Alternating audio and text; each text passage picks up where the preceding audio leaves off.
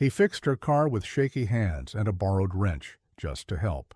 He never expected her to return, with a convoy of lawyers, executives, and a deal that could change his life forever. Before we dive in, hit that subscribe button and drop a comment. Where in the world are you watching from? The bell over the garage door hadn't rung all morning. Miguel sat on an overturned oil drum, elbows on his knees, eyes fixed on the cracked concrete floor beneath his boots. The air smelled of rust and gasoline, faintly sweet like something dying slow. A fan in the corner clicked with every turn, its motor on its last breath, just like everything else around here. Outside, the sky pressed down, gray and heavy, the kind of weather that made time feel slower. Miguel's hands, permanently stained with grease, clutched a worn rag he kept twisting without realizing. He looked up at the old sign hanging by a single rusted chain, Manny's Auto and Tire, his father's name, his father's dream. Now it was a skeleton of a shop, a graveyard of unpaid invoices, broken tools, and stories no one asked about anymore. The bank had called again that morning. Third notice. The voice on the other end had sounded rehearsed, like they'd already written him off. One more month, maybe two, before they'd come for the property.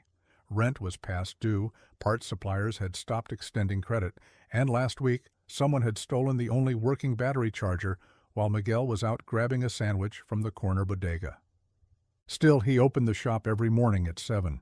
Still, he swept the floor even when no one came. Still, he turned on the radio to drown out the silence. He couldn't leave. This garage was all he had, all he knew. His fingers ached constantly now, joints stiff from years of cold mornings and heavier engines. He used to laugh more, back when his dad was alive, when customers dropped off pies during the holidays and the register actually closed with bills inside. Now he patched what he could, recycled old bolts, reused everything. He'd become a surgeon of scraps, making miracles out of parts no one wanted. The town had changed. Big franchises had moved in, places with free Wi-Fi and espresso machines in the waiting room. Miguel had none of that. Just his honesty, and a name people used to trust. As the wind picked up outside, rattling the loose siding, Miguel stood. If someone came today, he'd help them, whether they paid or not, because this was still his shop. And sometimes fixing something broken was the only thing that reminded him he wasn't. The eviction notice had been duct-taped to the glass door when Miguel arrived that morning, the red letters screaming through the foggy glass like blood on snow. Final warning.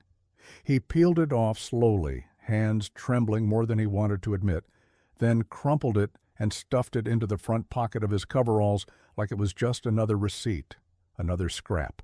But it wasn't. It was the end. Inside, the garage was colder than usual, the overhead heater dead since last week, when the ignition switch shorted out. He hadn't had the money to fix it. He hadn't had the money to fix a damn thing. The compressor wheezed like an old man on his deathbed. The hydraulic lift stuttered halfway up and froze yesterday, trapping a customer's Camry in midair like some mechanical purgatory. Miguel had promised he'd sort it out. Just a fuse, he'd said. But he didn't even have a fuse. He'd taken one from an old coffee maker and hoped it would fit. The coffee was gone, too. The pot had shattered 3 days ago, slipping out of his hand when the phone rang, and the voice on the other end told him his father's name was about to be erased from the property title. Just like that. After 34 years of work, sweat, and love poured into these oil-stained walls. Miguel sat behind the counter, head in his hands, surrounded by tools he couldn't afford to replace and bills he couldn't afford to ignore. His fingers pressed into his eyes like he could hold back the world from crumbling. The silence was loud. It mocked him. A photo on the wall showed his father holding a wrench, smiling, grease on his cheek. Miguel stared at it for a long time. "I'm sorry, Pop," he whispered. He'd sworn never to sell out, never to take a loan he couldn't repay, never to turn his father's shop into a parking lot or a vape store or a fast food dump like the rest of the block. But now the choices were running thin. It was either give up or be swallowed.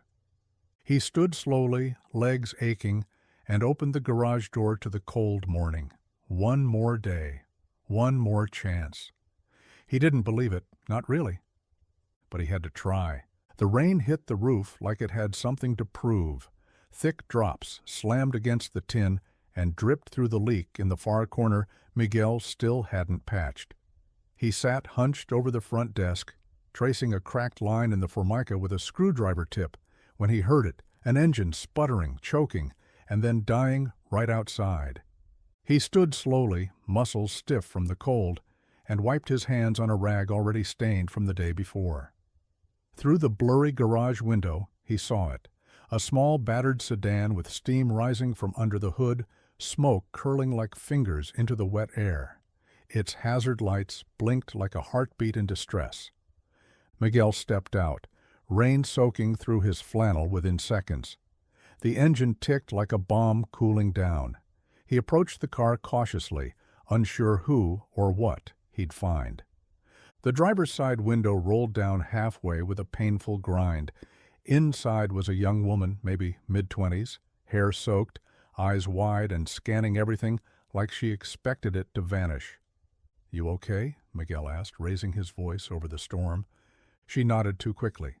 I think the radiator blew. Or something. I don't know. It just started smoking and—" her voice cracked. "I saw your sign. I didn't know where else to go." He nodded once. "Turn it off. Leave the keys. You're soaked. Come inside." She hesitated.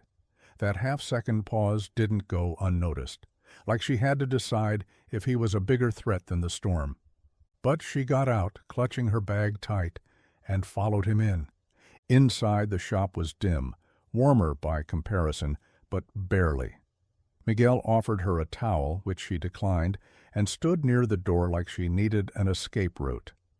"Any place you need to be?" he asked gently. "No," she said too fast. Then again, quieter, "No."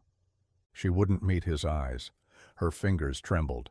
And when the sleeves of her coat slid up, Miguel noticed the bruises on her wrist. Old, yellowed ones. A fresh one, too. His stomach turned. "I'll take a look," he said quietly. He didn't ask questions. Not yet. But something told him this car wasn't the only thing broken. Miguel didn't ask what happened. Not when she kept tugging her sleeve down every time it slipped. Not when she jumped at the sound of the impact wrench firing up. Not even when he caught her glancing at the door like someone might burst through it at any moment. He just worked. The hood of the car was propped open with a rusty crowbar.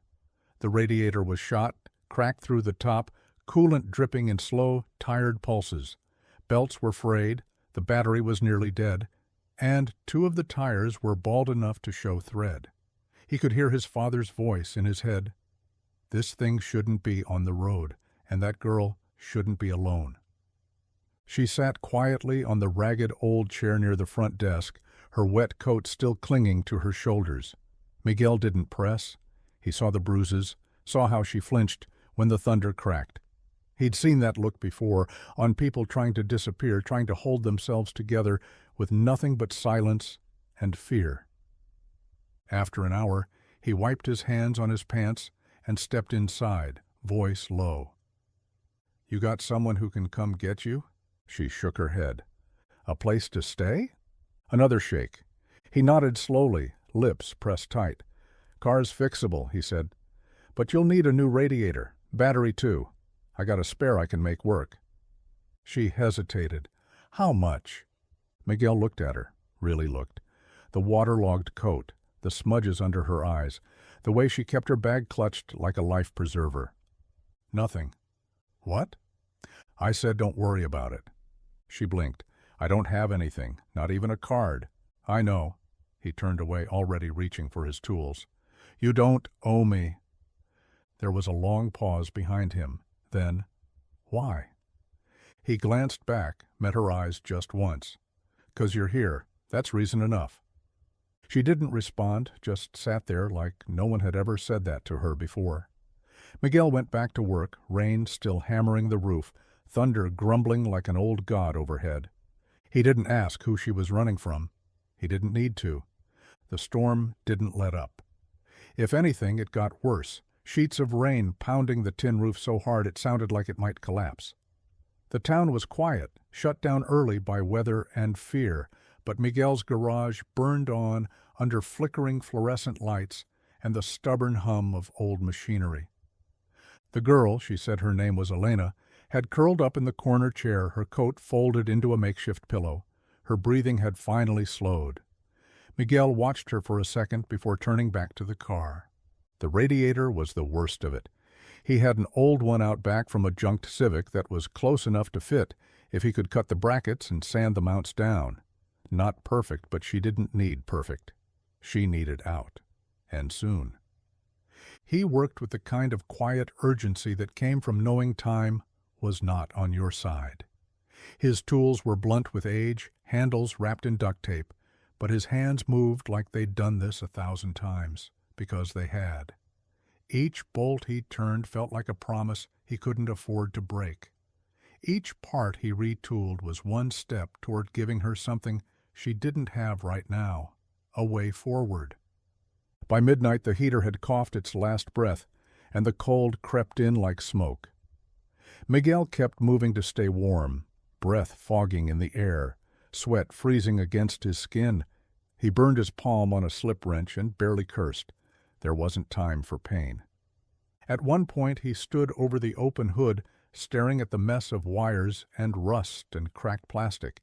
He could feel the weight of it all pressing down, the debt, the failing shop, the years of effort fading into nothing.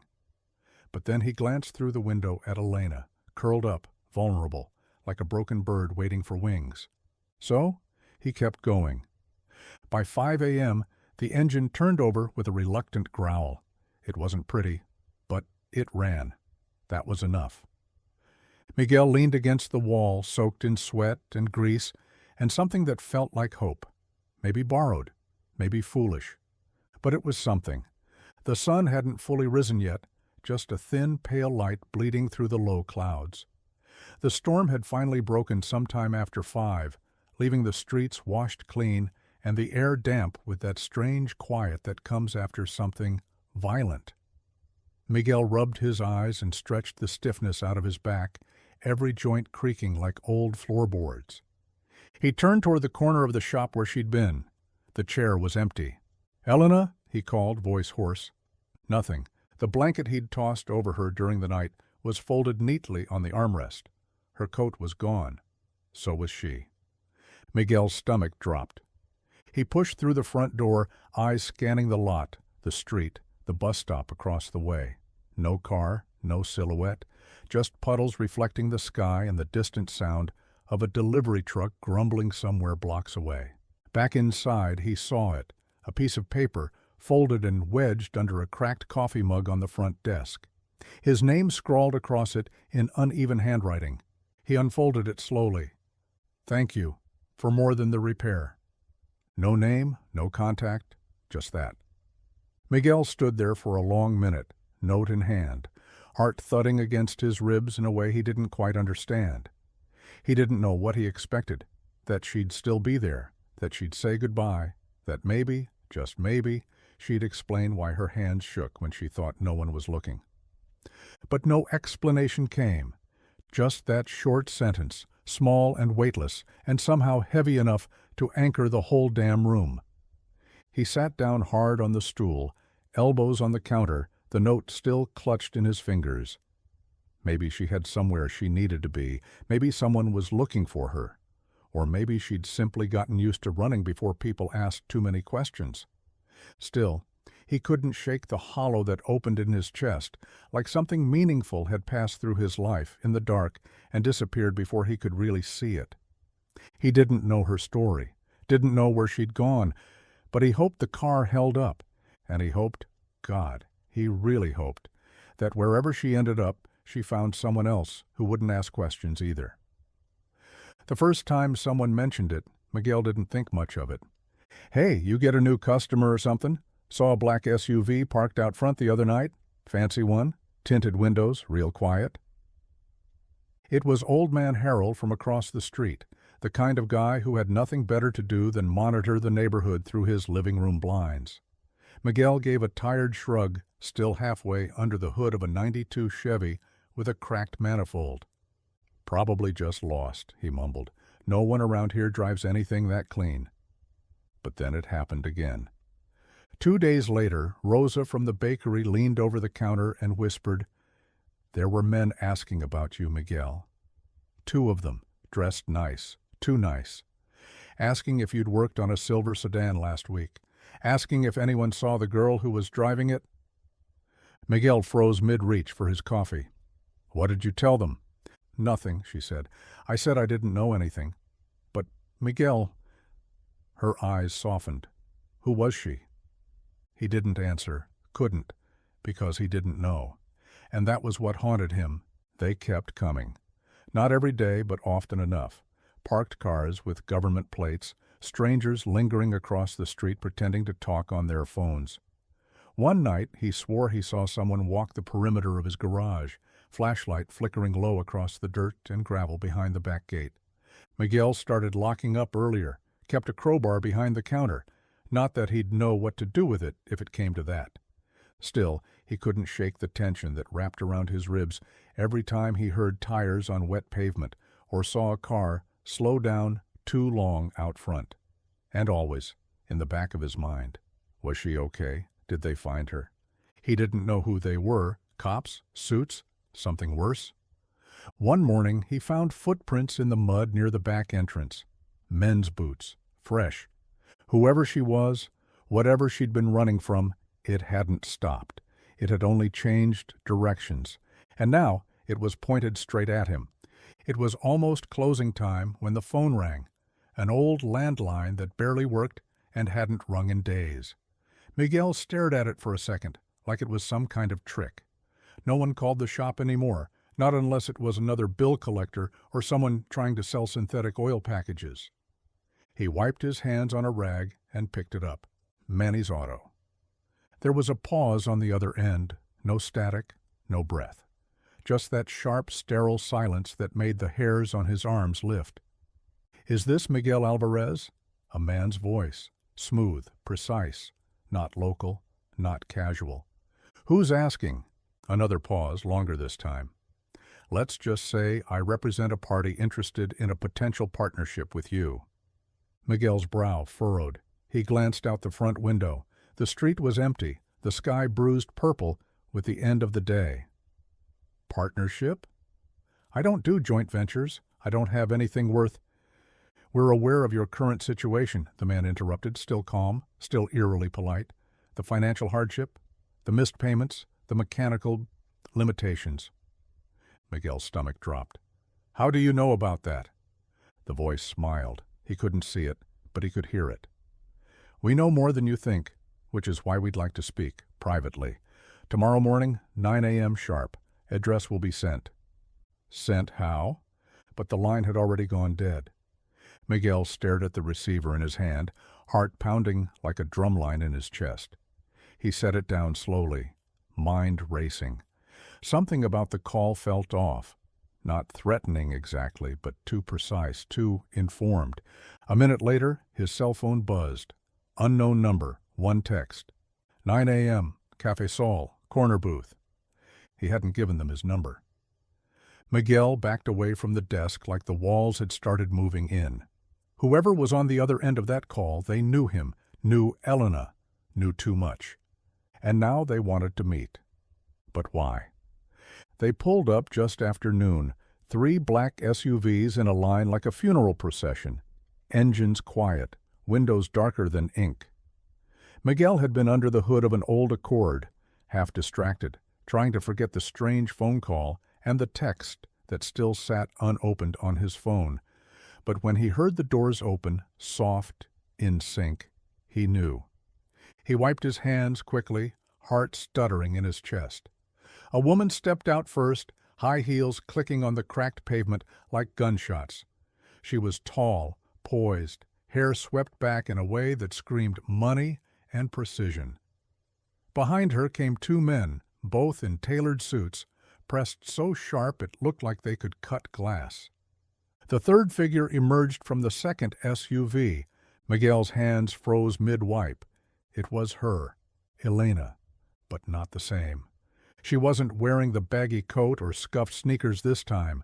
Her hair was smooth, lips painted, coat long and expensive-looking. Her eyes met his and held there, cool, unreadable, like she'd never curled up in his garage chair or eaten crackers from a vending machine with shaking fingers. "Mr. Alvarez," the tall woman said, stepping forward and extending a manicured hand. He didn't move. "We're with Villarreal Motors. We represent Ms. Villarreal and the executive board." Villarreal? The name hit him like a slap. He turned to Elena, the realization punching a hole through his chest. She looked the same, and not at all. "You lied," he said quietly. She flinched, just barely, but enough. "I didn't lie," she said. Her voice was softer than the others, but steady. "I just didn't tell you who I was." The tall woman cleared her throat. "Ms. Villarreal would like to discuss a business proposal with you, privately." Miguel blinked, still trying to catch up. The woman he'd stayed up all night helping, the one who'd vanished without a goodbye, was the daughter of the Villarreal empire, a billion-dollar legacy.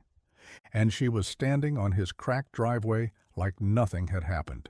"What do you want?" he asked, voice low. Elena stepped forward, her eyes warmer now, searching his.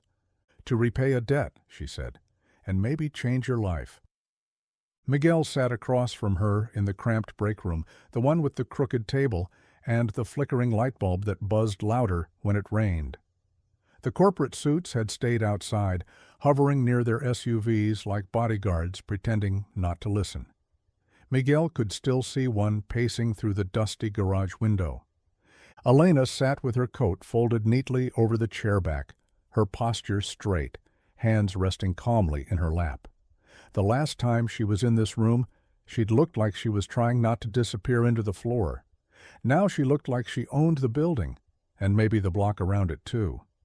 Miguel didn't touch the coffee he'd poured. It was already cold. "I didn't come here to fool you," she said, voice low, eyes fixed on the table between them.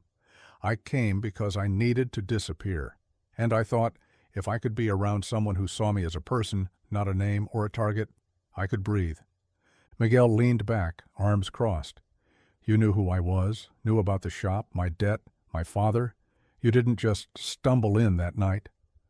"I didn't," she admitted, "but I also didn't know what I was going to find." He studied her face. The calm mask was cracking now, just a little. Her eyes looked tired in a way money couldn't fix. "My father owns Villarreal Motors," she continued. "He's not just rich, he's ruthless. A machine in a suit. I was supposed to be the face of his next generation, the heir. But I couldn't live with how he built it, what he did to people like you, honest people." Miguel's jaw tightened. "So you vanished to my doorstep and let me patch together your car like some kind of test? Number, I didn't know what I was doing. I just ran. And when you helped me without asking who I was, when you didn't judge me or press or try to use me, it changed something." She reached into her bag and pulled out a thick folder. She slid it across the table. "What's this?" Miguel asked. "A proposal, for you, for this garage." He didn't open it. He just stared at her. "You could have told me the truth," he said. "I didn't think you'd help me if you knew," she replied. And she wasn't wrong. Miguel leaned against the counter, arms crossed, the unopened folder still sitting between them like it was wired to explode. The garage was silent, save for the occasional creak of the rafters in the wind. Elena didn't look away. She looked like someone ready to confess something that had been poisoning her from the inside. "I didn't run away because I was in danger," she said. "Not really. I ran because I needed to know if anything good was left out there. If people were still good." Miguel blinked, caught between disbelief and anger. "So this was an experiment?" "No," she said quickly. "It wasn't that. I wasn't out there with a camera or a clipboard. I was breaking." He said nothing. Let her fill the silence. "My father's world. It's all leverage. Everything's a transaction. People smile to your face and sell you out the second your back is turned. You're never helping anyone. You're just making trades. Favors for favors. Power for loyalty. I grew up thinking that was normal." She paused, hands folding tightly in her lap. "So I left. Took the car no one would recognize. Dressed down. Disappeared. I thought maybe, just maybe, I'd find someone who'd see me and not my last name." "And you landed here," Miguel said, the bitterness creeping through his voice. She nodded. "It was pouring.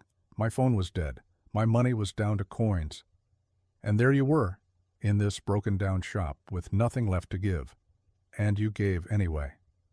Miguel shook his head. "I gave because you looked like you needed help, not because I was trying to prove a point."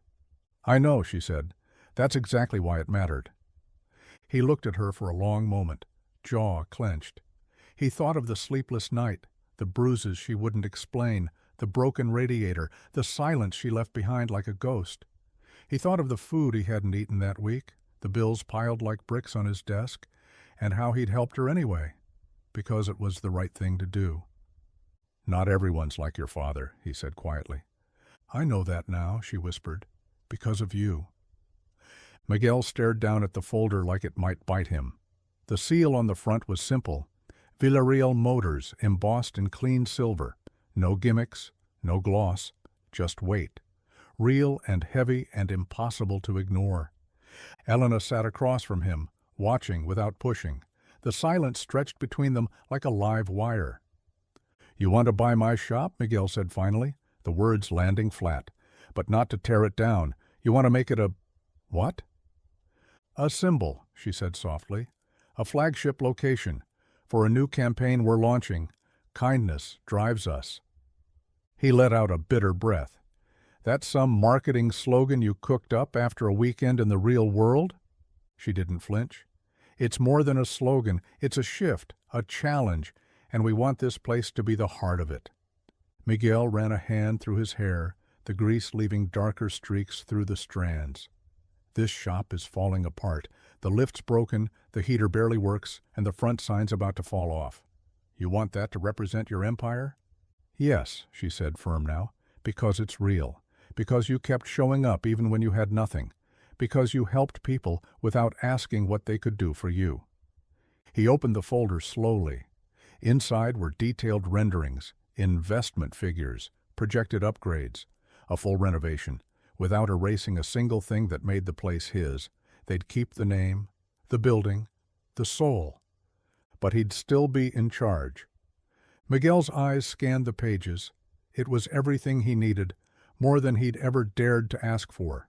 New lifts, modern tools, funding, training programs, a living wage, a chance to turn this shop into something more than survival. But it also meant stepping into their world, a world of press releases and expectations, of being watched. "What's the catch?" he asked. Elena leaned forward, her voice low and steady. "That you don't change, that you keep being the man who helped a stranger for no reason, that you run this place with your heart." Miguel swallowed hard. They weren't just offering him a way out. They were offering him a way forward. Miguel closed the folder and set it down gently on the workbench. The edges were crisp, untouched by time or sweat or grit, everything the shop wasn't. Elena waited, quiet, not pushing, but her eyes held something deeper now, like she already knew what was coming. He walked to the center of the garage and stared up at the ceiling, where a rusted fan hung still and dead. The old sign swayed outside in the wind, the chain creaking, just loud enough to remind him of everything this place had survived. Everything he had survived. "So, I keep the name," he said slowly. "Keep the building. Keep the grease and the cracked floor and the stool with 3 legs." Elena nodded. "Exactly that. And I run it, with your people watching." "They're not here to watch," she said. "They're here to support. Full equipment upgrade. Staff, if you want it. Payroll, marketing. But you stay the face. You stay the soul." He turned back toward her. "And if I say no?" She hesitated. "Then it ends here. We walk away." Miguel studied her. There was no threat in her tone, no pressure, just finality. "I'd be selling more than a building," he said. "You'd be leading something bigger," she replied. "A movement built on what you've already done, built on kindness, real kindness, not corporate fluff. We won't stage it, we won't fake it. You already proved it works." He paced. The smell of oil, of old tires, and rain-damp rags clung to every corner of the shop. This place was more than his livelihood. It was his history. His father's voice still echoed in the walls. The memories weren't glossy. They were stained, but they were his. "Walk away forever," he repeated, just above a whisper. Elena didn't move. "You've already made a difference, Miguel. We're offering you the chance to make it louder." His hands clenched, not from anger, but from the terrifying weight of choice. This wasn't about saving a garage anymore. It was about becoming something he never imagined he could be. Visible, respected, heard, but only if he was willing to let the world see what had always been here. And that meant everything. Miguel sat on the floor of the garage, back against the tool cabinet, elbows resting on his knees. The folder lay open beside him, pages scattered like spilled plans. He couldn't bring himself to touch them again, not yet. The garage was quiet, but not the good kind. It was the kind that echoed too much, amplified every creak, every thought. The kind that reminded you of the things you'd rather forget. Failure had a smell, a feel. It clung to him like the grease on his fingers. He'd known it too well. The first time was when he tried to expand. Just 2 lifts, a paint booth, and a kid from the community college who swore he wanted to learn. Miguel borrowed money from a cousin, signed contracts he didn't read carefully enough, and believed that good intentions were enough to build something that lasted. 6 months later, the kid left. The lift collapsed. The bank took their cut. He'd worked double shifts just to pay off what little he could. And when the cousin stopped answering calls, Miguel didn't blame him. He wouldn't have answered either. His father had watched it all happen, never said, "I told you so." Just handed him a socket wrench and said, "Start with what's in front of you, and finish what you start." That was 3 years ago. Miguel hadn't gambled on anything since. Now, here it was again, another chance, another risk. Only this time, the scale was massive. This wasn't just about replacing a compressor or bringing in an apprentice. This was stepping into the light and not knowing if you'd get burned. Could he run this place with corporate backing? Could he keep his principles while standing next to people who wore suits that cost more than his truck? What if he failed again? What if he let them down? What if this garage became a monument to another mistake? He looked over at the photo of his father still taped to the side of the file cabinet, sun-faded, smiling, holding a wrench like it was the only thing that mattered. Miguel exhaled slowly. He wanted to believe he could do this, but wanting wasn't always enough. The lights had gone dim for the night, leaving the garage in shadows and shapes, just the hum of the old fridge in the corner keeping him company. Miguel sat alone on the floor, knees pulled up, staring at the grease-caked floor tiles he'd meant to replace for years, but never did. The air smelled like old metal and yesterday's rain. He was tired, not just bone-deep tired, but soul-tired, the kind that settles in after years of pushing forward without ever really knowing if you're getting anywhere. He closed his eyes and let the silence press in, and then, like it always did when he needed it most, his father's voice came back. "Fix what's broken, son, and not just machines." He remembered the day he heard it. Miguel had been 17, furious, covered in oil, hands bleeding from trying to force a rusted bolt on a Ford F-150 that had been left too long in the rain. He'd thrown a wrench, dented the toolbox, stormed out the back without a word. His father had followed him, slow and steady, wiping his own hands on a rag like nothing unusual had happened. "You think this place is about the cars?" he'd said, sitting beside him on the back steps. "It's not. It's about what we do with them, the people we help, the lives we keep rolling." Miguel had grumbled something teenage and stupid, but his father had just looked at him and smiled. Fix what's broken, son, and not just machines. That had stuck. Long after his father's hand stopped working, long after the world got louder and faster and meaner, that one line stayed.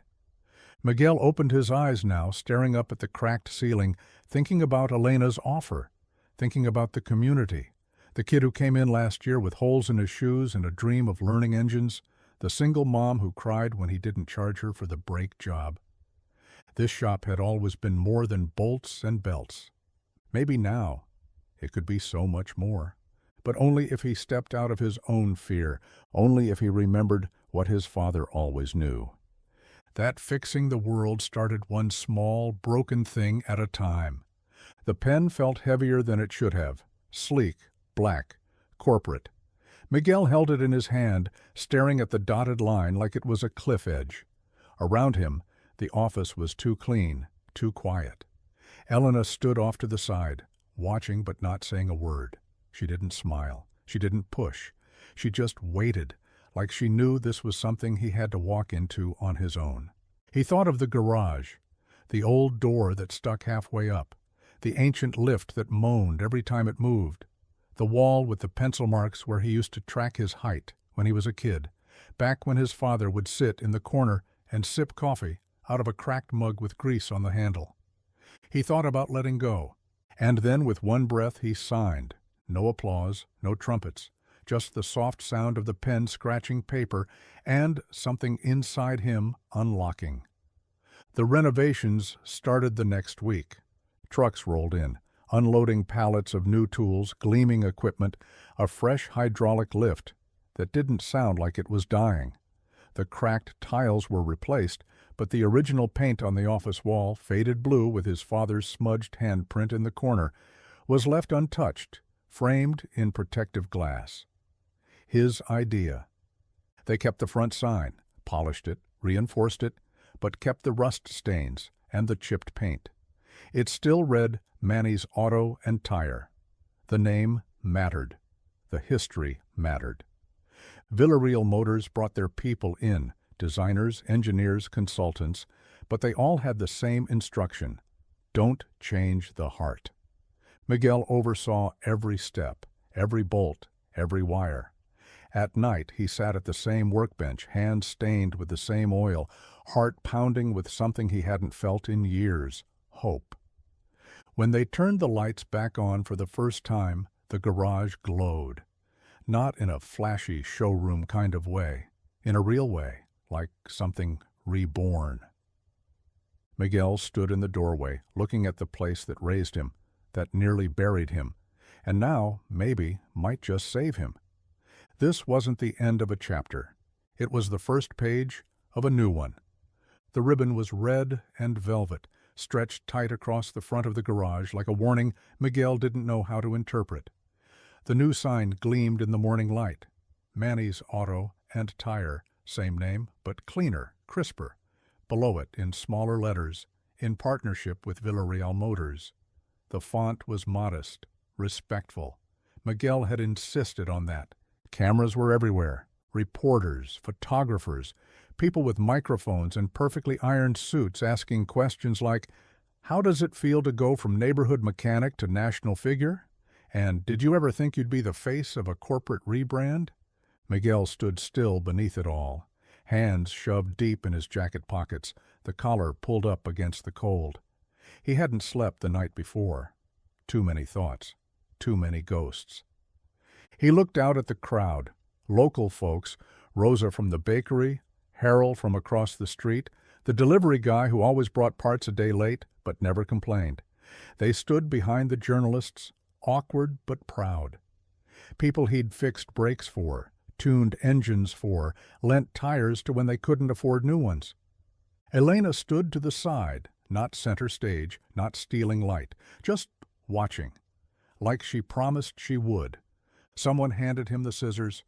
Miguel stared at them for a long second. This wasn't his world. Not really. He didn't know what to do with spotlights and flashbulbs. His hands were made for wrenches, not ribbon cutting. But the shop behind him, The walls, the tools, the smell of rubber and rust, it was still his. The lift was new, but the foundation was the same. He took the scissors, stepped forward, and cut the ribbon clean. The crowd clapped. Cameras clicked like fireworks, but all Miguel could feel was the weight lifting off his chest 1 inch at a time. After the ribbon was gone, people flooded in. Kids touched the new tire machine. Reporters filmed the old coffee pot in the corner, still labeled, "Do not touch." And Miguel? He stood near the workbench, heart thumping, grounding himself with the same mantra that had kept him going for years. Fix what's broken, and do it with heart. It started small. A young guy from marketing leaned against the freshly painted counter, chewing gum like he owned the place. He held a glossy trifold brochure in one hand, something with a smiling family next to a spotless SUV, and pointed at a bullet point that read, "Recommended upgrades for safety and efficiency." "Just mention it after every inspection," he said casually. "We're not forcing anything, just nudging. It's about perception." Miguel didn't even look up from the brake pads he was cleaning. "If it's not broken, I'm not selling it." The guy blinked. "Yeah, but that's not the point. It's not about what's broken. It's about what could break. It's how dealerships work. It builds trust." "No," Miguel said. "It builds commission, not trust." The guy chuckled like Miguel was being cute. "Look, it's standard practice. You don't have to hit targets or anything. Just work it into the conversation. We want consistency across locations." Miguel stood slowly, wiping his hands on the towel tucked into his belt. "This isn't a dealership, it's a garage. There's a difference." He walked away before the guy could respond, but it didn't stop there. The following week, they tried replacing the paper invoices with tablets. Customers started getting digital estimates with suggested add-ons already pre-checked. Miguel disabled the setting the same night. Then came the executive email about labor efficiency, too many hours logged per job, too much time spent on non-essential tasks. Miguel replied with a photo of a customer crying in the waiting room because her car wouldn't make it to her second job. His message was 3 words long: time well spent. The tension buzzed louder with each week. Suits would show up, smile too wide, ask too many questions. But Miguel didn't bend. He still handwrote notes for elderly customers who didn't use email, still comped work when someone was in real trouble, still used spare parts from his own shelves if it meant someone got home safe. He knew what they wanted: volume, image, scale. But he also knew what this place had always stood for, and if they thought they could walk into his shop and sell kindness like it came with a warranty, they'd picked the wrong mechanic. She came back unannounced the first time. No SUVs, no suits, no press trailing behind. Just a soft knock on the side door one evening after closing, when the sky was fading into bruised colors and Miguel was elbow deep in a carburetor that refused to cooperate. He looked up, a little startled, grease on his cheek, and there she was, Elena, dressed simply this time. No heels, no blazer, just jeans, boots, and a calm look in her eyes. "You still leave the lights on this late?" she asked, smiling faintly. He wiped his hands on an old rag, nodded once. "They go off when the work's done." She didn't ask to come in, but she didn't need to. She stepped through the door like someone returning to a familiar room, eyes scanning the shop, the way it had changed, the way it hadn't. Her fingers brushed the edge of the counter. She smiled at the dent in the corner, the one she made when she bumped into it that first night. "You kept it," she said. Miguel shrugged. "Some things belong." That became the rhythm. She started coming by once a week, sometimes in the afternoon, sometimes at night. She'd bring coffee or leftover pastries from a boardroom meeting, or nothing at all. Some days they talked, others they worked in silence. She asked questions about cars, about repairs, about customers. But she never told him what to do. One night, after he helped a single mom with a flat tire and refused payment, Elena watched him from the corner. "You know you're ruining every expectation I grew up with," she said softly. Miguel looked up from the jack. That a bad thing? She shook her head. It's the first thing that's made sense in a long time. He didn't know what to say to that, so he didn't say anything, but he noticed the way she started staying longer, not as a boss, not as some brand ambassador. She listened more, asked about his father, brought in her own memories, quietly, carefully, like someone learning to breathe again. Miguel saw the shift. She didn't just believe in the campaign anymore, she believed in him. It started with the Corolla, a simple brake job, in and out. Miguel remembered the owner, nervous, young, first car, saved up for months just to afford the repairs. He double-checked everything himself before handing her the keys. She'd driven off smiling. 3 days later, she came back shaken and pale. Her brakes had locked up on the freeway. Miguel swore under his breath. He pulled the car into the bay and tore it down right there, refusing to take another job until he found out what went wrong. Pads were fine. Calipers, new. But the fluid lines, tampered, subtly. A tiny slit in the hose, small enough to leak only under pressure, like someone knew what they were doing. He didn't sleep that night. 2 more cars came back within the week. A steering column bolt missing. A tire improperly sealed. Miguel checked every service record, every technician. Nothing made sense. Then one of his new hires, a quiet kid named Luis, barely 19, came to him after hours, hands shaking, voice low. I saw a guy last week, after close, said he was with corporate, said he was doing a quality check on the inventory. Miguel narrowed his eyes. You let him in? Luis looked ashamed. He had a badge, looked official, wrote stuff down. I thought... Miguel didn't yell. He didn't need to. The silence was loud enough. He went straight to the cameras. The man was there, tall, shaved head, wearing a Villarreal Motors jacket, but Miguel didn't recognize him. Neither did Elena when he sent her the footage. That's not one of ours, she said, voice clipped. I'll handle it. But it was too late. Word had already started to spread. Didn't a car break down after he touched it? He's just a face now. Probably doesn't even turn a wrench anymore. Corporate puppet, just like the rest. Miguel walked through the shop with a new weight on his shoulders, every whisper like a blade. He'd built this place on trust, and now it was being chipped away, one sabotaged bolt at a time. This wasn't just business anymore, it was war. It happened on a Tuesday night, just after closing. Miguel stayed late, pretending to finish up paperwork he'd already done twice. Elena sat quietly in the office, watching the feed from the new security system they'd installed over the weekend. 4 hidden cameras tucked into corners, vents, even one embedded in a broken smoke detector above the parts cabinet. They hadn't told the staff, not even Luis. They were done guessing. At 9:47 p.m., the door clicked. Miguel didn't move. Elena leaned in toward the screen. There he was. Same man from the last tape. Tall, buzzed head, clean Villarreal jacket. He walked in like he owned the place, confident, quiet. He went straight to the service bay, not bothering with lights. His flashlight flicked on, narrow beam slicing through the dark. He moved like someone who had done this before. Elena's jaw tightened. He's not with us. I had HR check every division. No record. Miguel didn't reply. He just watched. The man headed to the Civic they'd finished that afternoon. Another single mom job, minimal charge, new fuel pump. Miguel's gut clenched.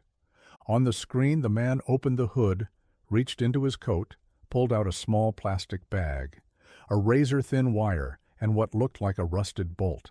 He swapped them quickly, expertly, like a surgeon in the dark. Elena leaned forward, eyes burning. He's not just trying to ruin the car, she whispered. He's trying to ruin you. Miguel's voice was like gravel. He's doing both. The man moved on, tried to open the parts locker, found it locked, cursed. Then he walked toward the camera in the vent, paused, and for a split second looked directly at it. Then he smiled. A small, smug thing. Elena froze. He knows. Miguel stood fast. We're not waiting. They called the police, then security, then legal. And by the time the man came back through the front door, Miguel was waiting, arms crossed, engine oil still on his shirt. "You picked the wrong shop," he said. The man didn't smile this time. He ran. But he didn't get far. By morning, it was everywhere. Local news broke the story first. Small-town mechanic sabotaged by industry insider, but within hours, it had made its way to national outlets. The footage of the man sneaking into the garage, the quiet footage of his precise hands tampering with bolts and wiring, played on a loop. Miguel's name trended before he even finished his first cup of black coffee. He didn't want the attention, didn't ask for it, but he didn't hide from it either. They set up cameras in front of the shop, reporters flooding the sidewalk, trying to get quotes through the gates. He stood on the same cracked concrete he'd nearly lost months ago and told the truth. "We fix cars here," he said, calm and steady. "But more than that, we look out for people. Someone tried to take that from us, but it didn't work. We're still here, and we're not going anywhere." His voice didn't waver. When they asked him why he thought he'd been targeted, he answered plainly, "Because we don't upsell, we don't cut corners, and we don't back down." Elena stood beside him for every interview, silent at first, then fierce. She called out the fake badge, launched an internal investigation, promised full transparency from Villarreal Motors, and backed it with real consequences. The man was found to be on the payroll of a rival dealership chain, a competitor trying to discredit the "Kindness Drives Us" campaign before it could grow. But instead of unraveling, it ignited. Customers showed up with flowers, notes taped to the garage door. Old clients returned, some after years, just to say thank you. Mechanics from other states wrote in, offering support, asking how to start their own version of what Miguel had built. The garage buzzed, not from scandal, but from solidarity. What they'd tried to destroy had only been strengthened. Miguel hadn't built a business, he'd built trust, and not even a smear campaign backed by millions could dismantle that. In a world used to sales pitches and spin, Miguel stood out for what he wasn't. He was real. And now the world saw it. They came with handshakes, casseroles, letters folded in envelopes that smelled like kitchen drawers, and perfume. Some just came to look at him, to see if he was real, the man who didn't sell what people didn't need, the mechanic who stood his ground. Within a week, the front desk was buried in envelopes, not bills, not final notices, letters from strangers, from customers who'd moved away years ago, from families who remembered how Miguel had once fixed their car on a holiday, or stayed late for a single mom who couldn't wait until Monday. Handwritten notes on lined paper, crayon drawings from kids, thank you cards from people he didn't even remember helping. Some sent small donations, $20, a check for $50, a gift card taped to a note that read, "For your coffee, you've earned it." Elena stood in the back one afternoon, sorting through the pile, her eyes glassy. "You know this isn't normal, right?" she said, holding up a letter addressed in shaky cursive. "This doesn't happen for people like us, not in this world." Miguel just shook his head, still covered in oil, still elbow-deep in an engine. "I didn't think any of this was going to happen." People drove in from 2 to 3 hours away. They didn't even need repairs. They just wanted to shake his hand, take a photo, tell him their story. How they'd been scammed by chain shops, lied to by mechanics who saw them as wallets on wheels. How seeing him fight back gave them hope. The parking lot turned into a sort of pilgrimage. Food trucks showed up. A local band offered to play for free. Someone donated a stack of folding chairs. Miguel let them sit in the shade near the old soda machine and told them stories between tire rotations. He didn't ask for any of it, never advertised, never played the hero. But something was shifting, not just for him, but around him. The whole shop felt warmer, alive, and somewhere deep down, under all the disbelief and fatigue, Miguel finally let himself feel it. He hadn't just fixed cars. He'd started something that couldn't be unbolted, something that mattered. The building stretched high into the sky, all mirrored glass and polished steel, reflecting clouds that Miguel didn't trust. It was the kind of place where the floors were too clean, the air too still, the walls too quiet. He walked behind Elena, his boots squeaking against marble that probably cost more than his entire shop roof. His coveralls were clean, but still carried the faint scent of oil and sweat. He felt it, all of it, the stairs, the weight, the absurdity. He didn't belong here, not in this place of corner offices and silent elevators. But Elena kept walking, calm and steady in heels that clicked with confidence. She didn't speak, just gave him a small nod as they stepped out onto the executive floor. The doors opened into a wide, vaulted lobby. Silver plaques lined the walls. Men in suits, frozen in time, stared down from framed portraits. Founders, pioneers, the visionaries who built engines before most people had seen a car. Then, at the end of the hall, beside a large glass conference room, was a smaller frame, new, hung lower than the rest. Miguel stopped. It was him, not a headshot, not staged, just a candid photo someone had taken the day after the scandal broke. Him under the hood, sleeves rolled up, eyes focused, dirt smudged across his brow. In the background, blurred but unmistakable, was a single mother holding her child, watching him work. Beneath the photo was a brass plate. It read, "Miguel Alvarez, proof that integrity drives us forward." His throat tightened. He stepped closer, unsure if he should laugh or leave. "They didn't want it at first," Elena said softly behind him. "Said it didn't match the style of the others. I told them that was the point." Miguel looked at her, eyes sharp. "Why me?" "Because when the system forgot what it stood for, you reminded us.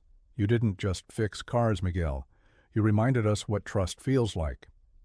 He stared at the photo a moment longer. He hadn't asked for recognition. But now, standing there among the giants, he didn't feel small. He felt like he'd earned his place. The new commercial aired during the evening news, prime time, right between a weather warning and a political ad. Miguel hadn't known it was coming. No one told him.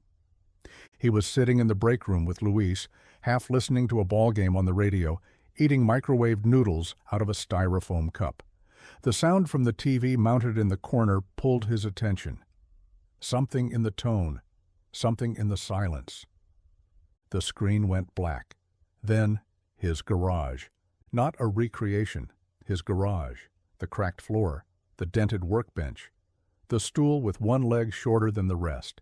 Him, under the hood of the same minivan he'd worked on the night before. No actors, no script. A narrator's voice cut in, deep, warm, steady. "We forgot what mattered. For too long we sold speed, gloss, guarantees. But sometimes the engine of trust is built on something simpler, honesty." Footage rolled of other shops, ones Villarreal had renovated across the country, places in Detroit, Oakland, rural Mississippi. Garages now outfitted with better tools, cleaner spaces, but the same core principle: fair prices, no upselling, and mechanics empowered to do what was right, not what was profitable. Miguel didn't move, couldn't. The ad ended on his photo, that photo, his hands on a child's go-kart, helping her tighten a wheel, his back to the camera, sunlight catching the sweat on his neck. Villarreal Motors, driven by kindness, fueled by trust. The screen went dark again. Luis turned to him, eyes wide. "That's you." Miguel swallowed, nodded once, said nothing. The phones lit up the next day, calls from customers asking about the new pricing model, independent mechanics wanting to join, local news crews wanting a follow-up. But something deeper changed. When people walked into the shop now, they didn't look at Miguel like a mechanic. They looked at him like a movement. Villarreal Motors had rebranded, yes, but it wasn't just paint and policy. They'd shifted their center of gravity, moved away from cold profit margins and toward something messier, braver, people. And at the core of it all, whether he wanted to be or not, was Miguel, steady hands, tired eyes, and the same stubborn heart that refused to charge a dime more than what was fair. Not just the face of a company, the soul of one. The first kid showed up on a Saturday morning. He couldn't have been more than 16. Baggy hoodie, worn sneakers, calluses on his hands that didn't come from sports. He hovered at the edge of the parking lot, pretending to look at his phone, glancing toward the garage like it might bite. Miguel saw him but didn't call out. He just opened the bay door, turned the music down, and laid out a socket set with one extra wrench. The kid wandered in an hour later, asked if he could sweep. Miguel handed him a broom and said nothing else. By the end of the week, 2 more showed up. Word got out. Quiet, fast, real. You could learn at Manny's, not just how to change a tire or rotate brakes, but how to hold a tool the right way, how to listen to an engine, how to stay late and finish a job right, even if it meant missing dinner. Miguel started offering Saturday workshops. He didn't advertise, didn't charge a fee, just unlocked the door and let them come. Half the time he didn't even teach. He just worked with them, shoulder to shoulder, corrected their hand position, showed them how to diagnose by sound, not just sensors, made them redo it if they rushed. He gave them purpose, quietly, consistently. Some of the kids came from rough spots, homes where food was a maybe, trust was broken, and adults only talked when they were angry. Miguel didn't ask questions. He didn't need to. They called him Mr. M or just boss. One started leaving post-it notes on the door. Thanks for not giving up on us. He kept the notes in a drawer beneath the register. By the time the school board called to ask if he'd consider making it an official apprenticeship program, Miguel had already bought 6 extra toolkits with his own money. He'd seen what it looked like when no one handed you a chance. He wasn't just fixing cars anymore. He was fixing futures. One kid, one wrench, one Saturday at a time. She came by more often now, not with contracts or proposals, not with corporate liaisons shadowing her every move, just herself. Sometimes with coffee, sometimes with silence, sometimes with a book she never quite got around to reading. And Miguel had stopped wondering why. The shop had its rhythm, metal clanging, the whir of impact wrenches, the occasional burst of laughter from one of the apprentices. But he'd grown used to the sound of her footsteps on the concrete, soft and deliberate, like she was walking through a memory she hadn't fully let herself believe yet.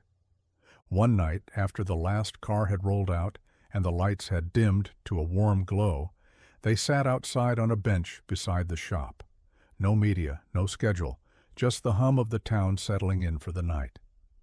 Elena held a paper cup, fingers wrapped around it like she needed the warmth more than the caffeine. "Do you ever regret it?" she asked suddenly. "Signing with us?" Miguel didn't answer right away. He looked up at the sky where the stars were fighting through the city haze. "I regret not trusting myself sooner," he said, "but no, not this." She nodded, eyes on the gravel. "I've lived most of my life in rooms where everything's calculated, where love, trust, loyalty, they're just leverage. It's hard to unlearn that." He turned toward her. "You've been unlearning it here?" She smiled, small and tired, every day. There wasn't a big moment between them, no grand declaration, just a hand brushing his as she passed him a socket wrench one afternoon, or the way her voice softened when she said his name. It was in the pauses, in the glances held a second longer than necessary, in the way they didn't have to explain anything anymore. He started noticing things, how she always took her coffee 2 sugars, no cream, how she read repair manuals like novels, how she kept a photo of her younger self in her wallet, not out of vanity, but as a reminder of the girl who used to believe in something simple. She had found something honest here. And Miguel, he had found something he hadn't dared to want in years. Her. It was just after sunset when the engine coughed outside. Same gravel crunch, same hiss of steam from under the hood. Miguel looked up from his bench, heart tugging with a flicker of something he couldn't quite name. Recognition, maybe. Not of the car, but of the moment. He stood slowly, wiping his hands on the rag that never left his belt loop. The old radio played softly in the background, the same local station his father used to keep on during long shifts. The garage lights buzzed to life overhead, casting warm halos across concrete and steel. Outside, the car idled, dying in uneven stutters. A girl stepped out, maybe 19, maybe 20. Sweat on her brow, a backpack slung low on one shoulder, her jeans stained with road dust. She popped the hood and stared into the mess like it had just betrayed her. Miguel reached for the door, but before he got there, another voice called out, "I got it, boss." Luis. He was already halfway across the lot, tool roll under one arm, expression calm but focused. He greeted the girl with a nod, asked a few questions, listened without interrupting. Miguel watched from the doorway, arms crossed over his chest, the faintest smile pushing into the corners of his face. The girl's panic softened. Her shoulders relaxed. She looked at Luis like he'd just pulled her out of quicksand. He knelt beside the engine, called for a part number over his shoulder. One of the new apprentices answered, ran to grab it. Miguel didn't move, just stood there watching them work, watching something he'd built, something he'd almost lost, breathe on its own. He looked over to the wall where the old photo still hung, his father's smile. The same wrench in hand, Miguel now kept in a drawer, wrapped in cloth like an heirloom. This wasn't just his garage anymore. It was theirs. And as the girl thanked Luis and stepped into the lobby for water, Miguel let the door swing closed behind him, the bell above it ringing out into the dusk. Legacy wasn't a plaque. It was motion. It was passed hand to hand, wrench to wrench. And it was just getting started.